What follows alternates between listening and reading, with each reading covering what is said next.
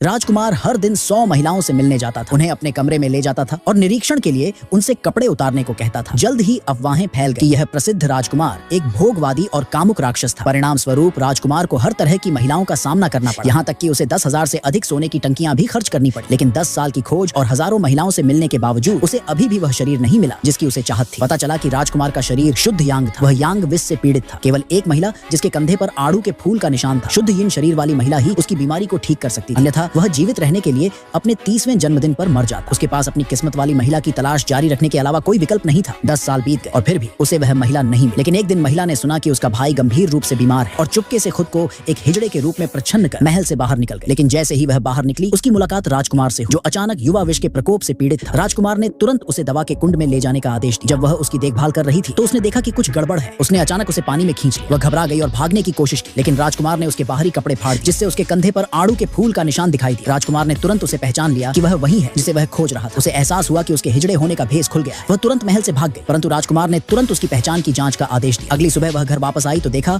कि उसके भाई की हालत और भी खराब हो गई है। उसने उसे बचाने के लिए डॉक्टर को अपना सारा पैसा दे दिया, लेकिन अप्रत्याशित रूप से उसे पता चला कि किसी ने उसके भाई की सर्वोत्तम देखभाल सुनिश्चित करने के लिए $10 लाख की दुर्लभ दवाइयां भेजी। जैसे ही वह बहुत खुश हुई, राजकुमार अंदर आया। उस पल उसे एहसास हुआ कि उसने किस तरह के व्यक्ति को भड़काया था। राजकुमार ने शब्दों को बर्बाद नहीं किए, देखते हुए कि वह अपनी हवेली में वापस जाने के लिए तैयार नहीं थी। उसने उसे उसके भाई और डॉक्टर की जान से मारने की धमकी दी। उसके पास कोई और विकल्प नहीं था। वह अपने भाई की खातिर आंसू बहाते हुए सहमत हो। उसके पास दुल्हन के कपड़े पहनने के अलावा कोई विकल्प नहीं था और उसे राजकुमार की पत्नी बनने के लिए मजबूर होना। उनकी शादी की रात राजकुमार सोने के कई गहने लेकर और उससे मांग की कि वह उसे अपना कौमार्य। वह समझ नहीं पा रही थी कि राजकुमार एक शक्तिशाली व्यक्ति उसके जैसी नीच महल की नौकरानी में क्यों दिलचस्पी रखेगा। लेकिन वह नहीं जानती थी कि वह एक पवित्र शरीर था। वह यह नहीं जानती थी कि राजकुमार के साथ संबंध तोड़ने से जहर उल्टा असर कर सकता है और उसकी अचानक मौत हो सकती है। सब कुछ अपने सामने देखकर महिला को बहुत बुरा लगा और उसने सभी सामान जमीन पर पटक दिया और राजकुमार से कहा कि पैसे से उसकी इज्जत कभी नहीं खरीदी जा सकती। राजकुमार ने तुरंत ही रुचि खो दी और उसे इस बारे में सोचने के लिए 3 दिन का समय दिया। राजकुमार की धमकियों से नाराज महिला को बिल्कुल भी अंदाजा नहीं था कि अगले दिन उसे अपने भाई से एक पत्र मिलेगा। पत्र में उल्लेख किया गया था कि राजकुमार ने न केवल उसे बचाया बल्कि हर दिन उसका इलाज करने के लिए सबसे अच्छे डॉक्टरों की व्यवस्था की। उसके भाई के शब्दों ने राजकुमार के प्रति